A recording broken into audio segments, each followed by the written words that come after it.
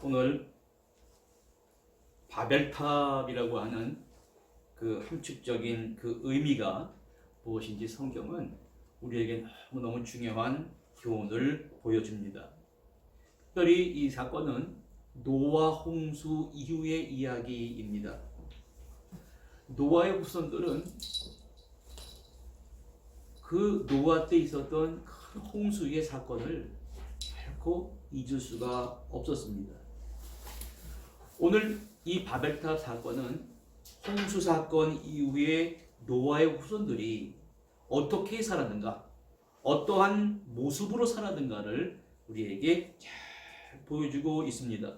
먼저 첫 번째 모습은 어떠한 모습을 보여주냐면 하늘로 향하여 오르는 거대한 계단과 이 바벨탑의 모습을 보여주고 있습니다. 노아가 배에 탔을 때는 8명밖에 되지 않았습니다만 이 노아와 아내와 세 아들과 세 며느리가 이제 자녀들을 생산하게 되면서부터 인구들이 늘어나기 시작합니다.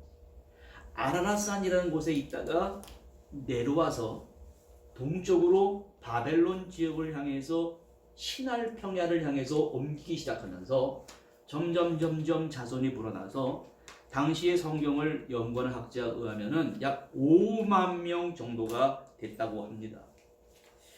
이 사람들이 생각을 해본 것입니다. 노아의 홍수를 본 적은 없지만 그때부터 전해오는 내 이야기는 그들의 마음속에 정말 어쩌면 큰 아픈 추억과 상처가 되는 것이었습니다. 야, 이러한 일이 또 벌어지면 어떻게 될까? 어쩌면 악몽에 시달릴 수도 있었습니다. 왜? 우리에게도 그러한 재난이 벗어날 수가 없다는 것을 안 것입니다. 그래서 이 사람들이 무슨 일을 하기 시작했냐면 그 전에 없던 일을 하기 시작했습니다. 탑을 쌓는 거예요. 바벨이란 문이 어떠한 뜻이냐면 신의 문입니다. 하나님을 섬기는 사람이 자기들이 만든 이 탑을 쌓음으로 이제 어떠한 홍수가 닥쳐도 이제 노아의 방주를 탄 사람만 구원을 받았거든요. 이제 높이 탑을 쌓아 올라가서 지면은 우리가 홍수가 나더라도 다시는 멸망하지 않을 것이다. 그렇게 생각을 하게 된 것입니다. 이 노아의 사건을 보면서 두 가지 세계가 보입니다. 먼저 언어의 세계와 그 당시의 문명의 세계입니다. 그 당시는 언어가 하나였다는 것입니다. 어떤 말을 하면 누가 상대방의 말을 다 알아들을 수 있을 정도의 그런 언어의 세계였습니다. 두 번째는 그 당시의 세계가 바야흐로 이 문명의 시대가 시작되는 시대였다고 합니다. 창세기 10장에 의하면 노아의 아들 셈과 함과 야벳이 있는데 함의 아들이 낳은 자손들이 창세기 10장 9절에 나오는 니무롯이라는 사람이에요. 니무롯이라는 사람은 바벨론 왕조 메소포타미아 문명의 발생지인 이 바벨론 왕조를 탄생시킨 사람이었습니다. 그때부터 어떠한 것을 만드냐면은 우리가 이 노아의 홍수 같은 것이 오더라도 우리가 멸망받을 수는 없다 그래가지고 이 높이 쌓아 올라가는 지금도 유프라테스강 근처에 보면 그 유적이 남아있다고 합니다. 이걸 지구라트라고 합니다. 벽돌과 돌로 역청으로 쌓아진 거대한 그러한 탑들이 지금도 남아있다는 거예요. 그러면 이 탑을 쌓을 때 사람들의 생각이 어떻게 있는가? 이 사람들의 생각은 의식구조가 집단적으로 전해 내려오는 이러한 무의식이 적용됐습니다. 다시가 홍수가 나더라도 다시 우리는 죽을 수가 없다. 탑을 만들었다는데 더 정확한 설명의 말씀은 이게 둥글둥글하게 쌓아 올라가는 입체적인 큰 성입니다. 시티입니다. 거대한 이 도시가 하늘로 향해 막 올라가는 거예요. 왜? 비가 구름 위에서 오니까 구름을 뚫고 올라가서 거대한 이 탑이 구성되어 있는 거대한 도시를 만들면 우리가 안전하게 살 수 있다. 성경은 여기서 어떠한 모습을 부각시키냐면 그 모습이 합당하지 않다는 것입니다. 홍수 정말 인간이 알 수 없는 재난이 다가온다는 건 정말로 큰 고통입니다. 그러면 이 홍수가 왜 일어나게 됐는가? 그 원인을 생각해야 됩니다. 그 원인을 생각하지 않고 이 홍수라고 하는 재난이 일어나면 나는 죽는다. 이 생각의 차이가 바로 이렇게 갈리는 거예요. 홍수를 심판하는 하나님이시라면 홍수가 아니더라도 전염병으로 또 불로 어떠한 사고로 그러나 홍수라는 재난이 있게 된 원인이 문제지만 그들의 이 생각하는 정신세계는 원인에는 관심이 없고 다른 것에만 집중되어 있는 거예요. 이제 나는 탑만 쌓으면 된다. 바벨이란 도시만 계단을 쌓아서 점점 올라가면 된다. 성경은 그게 아니라는 거예요. 산만 만들면 되고 배만 만들면 되고 홍수의 원인이 하나님이 싫어하시는 그 원인을 찾아야 되는데 그저 나에게 다가올 재난만 면해보면 된다는 이 깊지 못한 생각이에요. 이 얄팍한 그들의 정신과 생각이 또 다른 죄를 범하게 됐다는 것입니다. 이 일을 주장하시는 분은 하나님이십니다.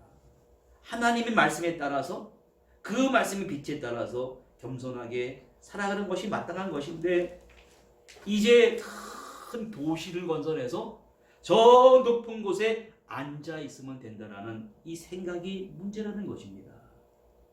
하나님의 말씀은 항상 하나님과 그의 택한 백성들이 어떠한 관계를 맺는가 관점에 둬야 되는데 하나님이 없이 살 수 있다는 거예요. 하나님이 없는 불신앙적인 안정을 꾀하려고 한 것입니다. 보십시오. 거대한 도시가 막 쌓아 올라갑니다. 5층, 10층 막 구름을 뚫고 올라갑니다. 그러면서 자신은 유명하게 될 것이고 거기서 안전하게 될 것이고 거기서 행복하게 될 것이고 그래서 하나님보다 더 높아질 수 있다는 그러한 생각을 하면서 환호성을 막 지르는 거예요. 환호성 지르는 모습이 이들의 대화 속에 이렇게 나타납니다. 서로 말했다는 거예요.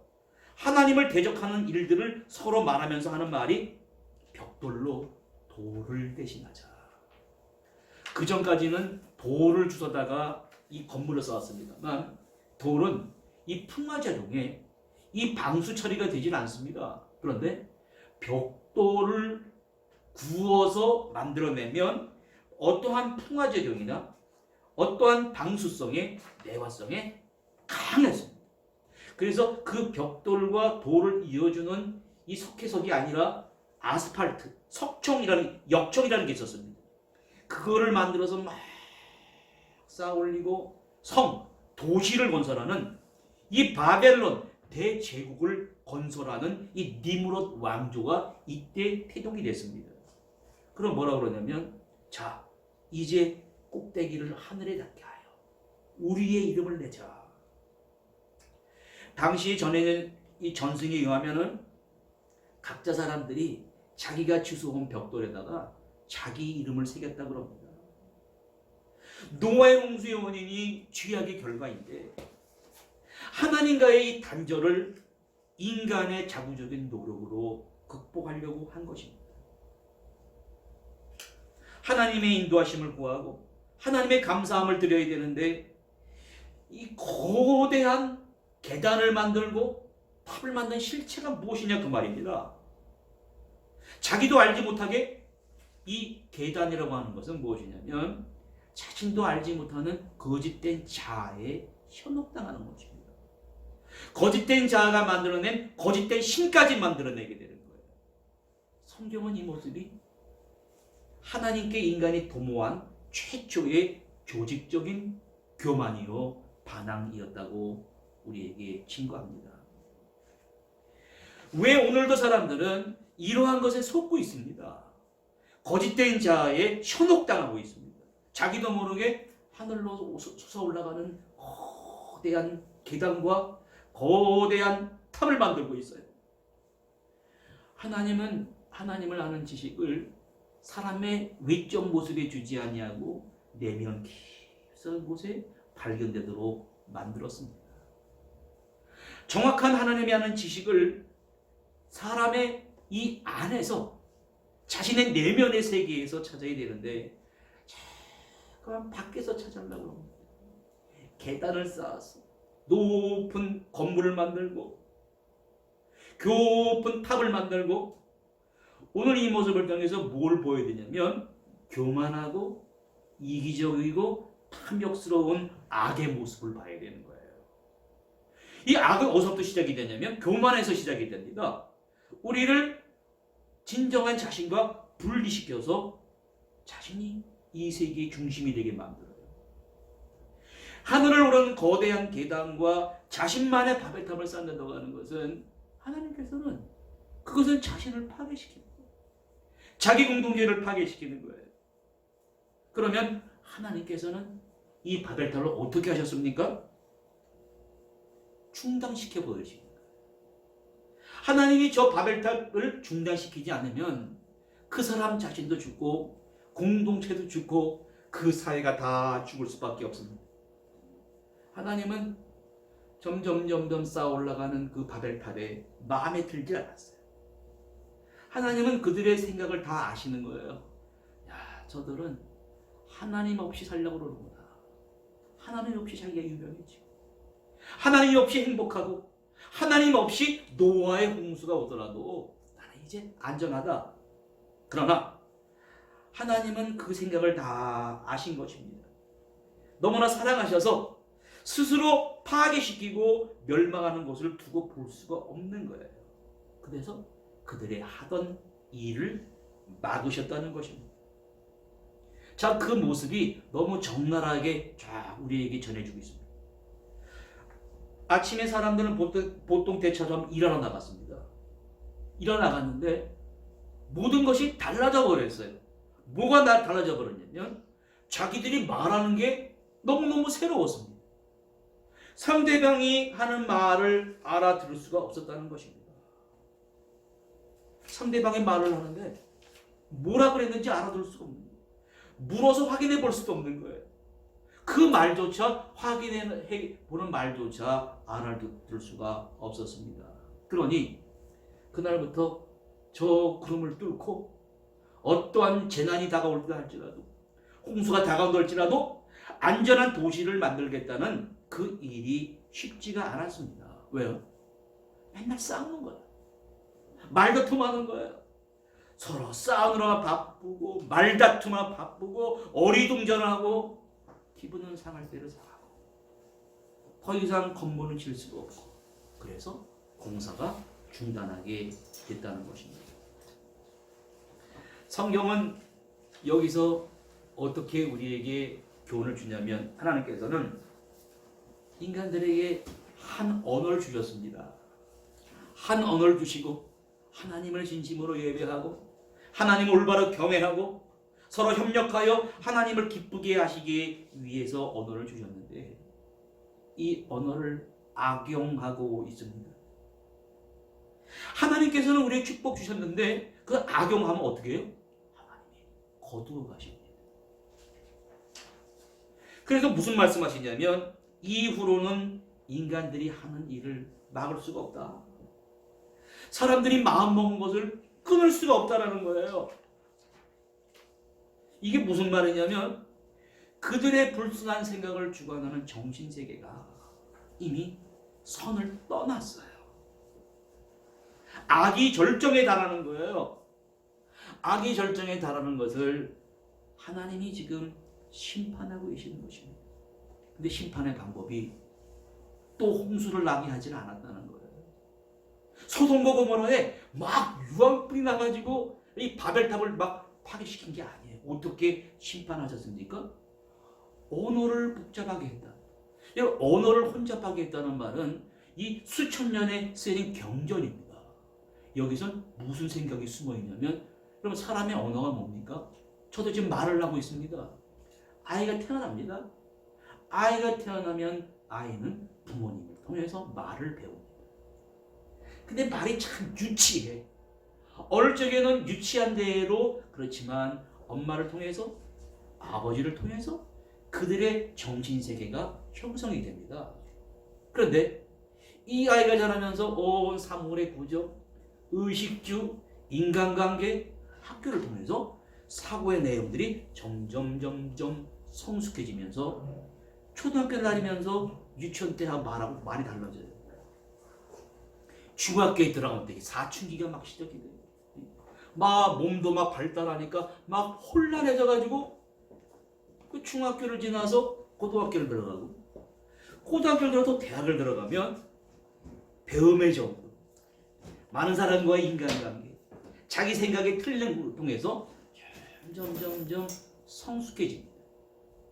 사람의 언어라고 하는 것은 그 사람의 사고예요.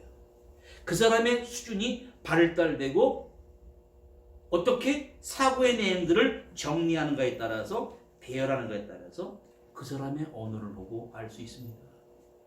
우리 북한 사람과 언어가 안 통해요. 그래서 어떡합니까? 38선을 다 커버리고 서로 대적하고 살지 않습니까? 그들의 생각의 사고는 벌써 우리가 완전히 달라요. 미국의 대통령 선거를 이용해가지고 막 방사포를 쏘아대지 않습니까? 이게 말이 통하는 사람들의 생각입니까? 그래서 간혹 탈북하신 분들하고 얘기를 하다가 어떨 때 보면 말이 안 통할 때가 있습니다. 우리는 이 한 주간 어떻게 지내셨습니까? 이렇게 물어보지 않습니까? 그럼 그 사람들이 어떻게 말하냐 않습니까? 말이 이렇게 합니다. 일 없이요 이래요. 깜짝 놀랍니다. 아니 저는 안부를 물어보는데 일 없이요 그러면 저 사람이 지난주에 기분이 나빴다는 얘기예요. 이게 무슨 말입니까? 북한에서 일 없이요는 뭐냐면 나 잘 지냅니다 이런 뜻입니다. 언어가 완전히 달라져 버렸어요. 왜? 그 사람의 이 머릿속의 정신세계가 완전히 달라요. 지금 하나님께서 언어를 혼자 파괴하셨다는 것은 무슨 말이냐면 이 바벨탑을 쌓는 이 시대에 이미 생각과 그들의 정신세계가 악해졌어요. 선을 떠났습니다. 그러니 그들의 말이 그들의 정신세계에 영향을 받는 거예요. 그러니 의사소통이 되지 않는 것입니다. 여러분, 언어가 혼잡하게 됐다는 것은 서로 마음과 마음이 멀어지는 것입니다. 대화가 여러분 배움의 지식대로 합니까? 그 사람의 마음으로 가는 거예요. 진실로 사랑하는 마음. 어떠한 뛰어난 지식이 없어도 마음과 사랑이 있으면 대화가 됩니다. 그런데 교만해요.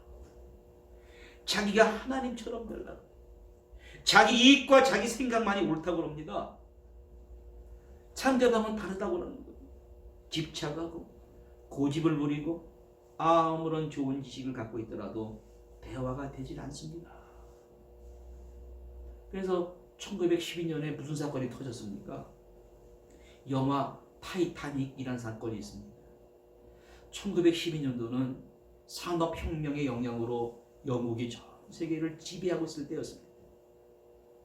전 세계를 지배한다고 해도 항상 하나님과 교제를 올바로 하고 겸손히 낮춰야 되는데 이 타이타닉이란 배를 만들어냈습니다. 이 뜻이 가장 강하다는 거예요. 지금 영국이란 나라가 세계를 지배하는 명예를 걸고 세계를 자랑하기 위해 만든 배입니다. 모든 능력과 모든 지혜, 이 배수량이 52,000톤이랍니다. 배수량이라는 건 여기 뜻이 그전 이 배 무게를 견딜 수 있는 그 무게를 나타내는 거 아닙니까? 52,000톤이에요. 길이가 269m예요. 폭이 28m, 높이가 20m입니다. 뭐라고 자랑하냐면 절대로 침몰할 수 없는 배다. 어떤 사람들은 이건 어떠한 재난이 다가와도 하나님조차도 징벌할 수 없는 배다.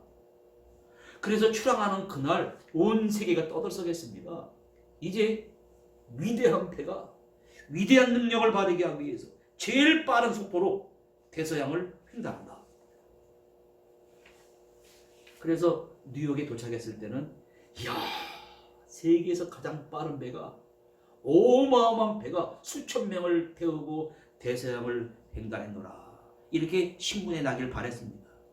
그래서 이 배를 만든 선주가 있습니다. 선장에게 뭐라고 그러냐면 무조건 빨리 가라 그랬다는 겁니다. 그 배에는 항해사들이 있어요. 1등 항해사, 2등 항해사. 또 이 선원들은 배 높은 탑에 올라가서 항로를 관측합니다. 빙산이 있나 없나 이 관측을 해야 돼. 왜? 빙산이 보면 항로를 변경해야 되거든요. 그런데 항해사들이 그날 망원경을 영국 본부에다 놔두고 안 가져갔대요. 그러니까 눈으로 보는 거예요. 이런 밤에 눈으로 보면 뭐 보입니까? 빙산이 있으면 저 빙산이 있습니다, 항로를 바꿔야 됩니다, 이래야 되는데 그때부터 일이 안 들어지기 시작하는 거예요. 빙산이 왔다 그랬을 때는 타이타닉 호가요, 거대한 빙산과 충돌할 수밖에 없는 것입니다. 이 배가 약 2시간 지난 뒤에 말입니다, 절반이 쪼개지면서 2208명 중에 1513명이 이 배와 함께 가라앉았습니다. 자, 그럼 생각해 봐야 됩니다. 인간의 언어가 달라졌어요. 인간의 언어는 겸손해야 됩니다. 만원경을 가지고. 선원은 저 멀리 빙산도 바라봐야 되는 것이고, 안정된 속도로 사람들의 생명을 지키면서, 이게 올바른 언어 아닙니까? 그런데 언어가 어떻게 변했어요? 야, 빨리 가. 언어가 변해버렸어요. 이건 사람의 언어가 아니에요. 이 선함의 세계에 우리가 살아가야 되는데 악해지면 생각이 약해지니까 말이 막 변하는 거예요. 사람을 죽이는 것입니다. 오늘 이 메시지는 오늘 우리를 향하여 다가옵니다. 또 기독교 역사에 보면 교회의 분열의 시초는 로마 교회의 분열입니다. 하나는 헬라 문화와 또 라틴 문화가 자기가 옳다고 자기식대로 막 물고 나가는 거예요. 교회의 분열도 언어의 분열입니다. 자기가 옳다는 것입니다. 성경은 우리에게 항상 겸손하게 회개와 믿음과 겸손을 요구합니다. 이건 십자가 안에서만 우리가 하나가 될 수 있는데, 오늘 이 사건은 인간의 교만과 한계를 넘어서는 것입니다. 인간의 욕망과 인간의 불신앙에 대한 심판인 거예요. 그런데 예수님께서 십자가에서 돌아가시고 부활하시고 성령 충만한 사건 뒤에 무슨 일이 벌어지냐면, 초대교회에 이런 일이 있었습니다. 15나라에서 수많은 사람이 오순절날 막 모여들었습니다. 그때 베드로가 성령이 임하면서 막 설교를 했는데 15나라에 온 사람들은 말이 다 달랐거든요. 근데 베드로가 성령 충만해가지고 설교를 하니까 15나라에서 온 사람들이 각자 자기 나라의 말로 알아들었다는 말이 나와요. 여러분 잘 생각해 보셔야 됩니다. 우리가 신앙 안에서 성령 충만해서 같이 마음이 하나가 됐을 때, 이 사람들은 은혜 받고 마음이 하나가 되니까, 그전에는 전쟁터에 나가서 남편이 죽었는데 혼자 외롭게 사는 과부가 눈에 안 보였습니다. 그 자식들 아부 부모님을 잃어버린 고아들이 눈에 안 보였어요. 그런데 성령 충만 받고 정신세계가 올바로 되니까 불쌍한 이웃이 눈에 보이는 거예요. 소외된 이웃이 눈에 보이는 거예요. 정신세계가 밝아지는 것입니다. 정신세계가 밝아지니까 그들의 언어가 그대로 어떻게 하나가 되어버리는 것입니다. 여러분, 여기서 하나 되는 게 목적이 아니에요. 겸손하고 성령 충만하고 올바른 믿음을 가졌더니 하나님의 축복 가운데서 하나가 되었다는 것입니다. 오늘 하나님께서는 우리가 겸손을 배우게 합니다. 어떤 사람은 아직도 바벨탑을 계단을 쌓고 막 거대한 바벨탑, 내가 스스로 신의 문을 통과해서 하나님을 만들겠다처럼 오늘도 막 쌓아 올라가게 해요. 쌓아 올라가면 하나님께서 막으십니다. 막으시는 결정적인 이유가 뭡니까? 여러분, 천국은 계단을 쌓아서 스스로 올라가는 게 아니에요. 천국은 구원자를 통해 우리에게 내려오셔야 된다는 사실을 알려주십니다. 노아의 홍수 심판이 났을 때 하나님께서는요, 하늘에 비온 뒤에 개인 찬란한 무지개를 보여주셨습니다. 그걸 보여주시면서 뭐라고 그러냐면, 내가 다시 이 땅을 물로 심판하는 일이 없을 것이다. 그러면서 사람들은 비 올 때마다 무지개를 빛을 봤습니다. 그 빛을 봤단 말입니다. 사람들에게 주신 이 빛인 생명은 사람 눈에 보기에 흐릿할지라도 우리 마음 가운데서, 이 무지한 가운데서, 어두운 가운데서 우리 안에서 계속 빛나고 있습니다. 그런데 이 빛은 우리의 것이 아니라 하나님이 우리에게 하사하신 것입니다. 그 빛을 사람들의 이 마음속 깊은 곳에 심어주셨습니다. 가까이 접근은 못하지만 그래도 그분의 빛을 보는 가운데 살아가야 됩니다. 이 빛은 우리 내면에 있는 무엇이냐면 하나님의 형상입니다. 창세기 1장에 보면 하나님은 인간을 하나님의 형상대로 질서 안에서 창조했다는 거죠. 사도 바울은 이 하나님의 형상을 어떻게 해석하냐면 그분이 바로 볼 수 없는 하나님이 볼 수 있는 예수 그리스도를 통하여 우리 안에서 다시 창조됐다. 그렇게 말합니다. 그래서 바울은 예수 안에서 인간은 뭐라고 그러냐면 더 이상 거짓된 자아가 아니라 새로운 형태의 자아다. 하나님의 형상을 지닌 자아가 됐다고 합니다.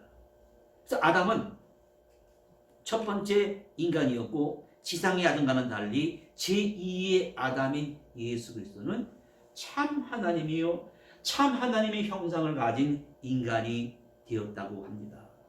그러므로 사람이 하나님의 형상대로 창조했다는 말은 이렇게 해석해야 됩니다. 하나님이 인간인 우리를 하나님의 본질과 똑같이 만드셨다는 거예요. 그럼 이 뜻은 무슨 말이냐면 모든 인간이 죄를 지었다 할지라도 마음속에 간직하고 있는 것은 하나님의 본질입니다. 하나님의 신의 성품을 가진 자라는 것은 무슨 말이냐면 인간이 다른 인간에게 대한 존엄성의 기초를 갖고 있기 때문에 하나님을 사랑하는 사람은 이웃을 사랑해야 되고 형제를 사랑해야 되고 동료 인간을 사랑해야 되는 이것이 하나님에 대한 사랑의 완성입니다. 그러면 내가 하나님에 대한 사랑과 이웃에 대한 사랑을 어떻게 완성하며 살아갈 수가 있겠습니까?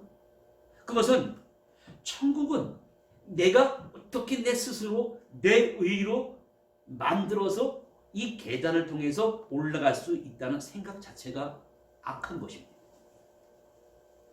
그래서 아우구스티누스는 이 악이라는 것을 어떻게 정의하냐면 악은 스스로 독립돼서 우리를 움직이는 게 아니라 선, godness의 부패요, 각 선의 결여요, 선의 왜곡이라고 합니다.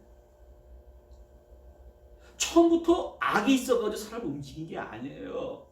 내 안에 선함이 있는데 이 생각을 조금씩 깎아버리고 그래서 악이 뱀으로 위정해가지고 아담과 하와에 접근하는 거예요. 야 아니야 이거 먹어봐. 네가 먹으면 네가 하나님처럼 돼. 내 안에 있는 선함을 악이 자꾸만 깎아내려 버리는 거예요. 부패시켜 버리는 게 악입니다. 여러분, 악이라는 것은 선이라는 개념이 없이는 이해할 수 없는 거예요. 악으로 인식되는 것은 바로 나에게 선함이 있기 때문입니다. 사람 보십시오. 어떨 때 악하게 됩니까? 선한 모습이 결핍되는 순간부터 사람은 변질되기 시작합니다. 그런데 지상에서 사는 동안에는 자꾸만 인생의 악한 캐릭터들이 나를 괴롭혀.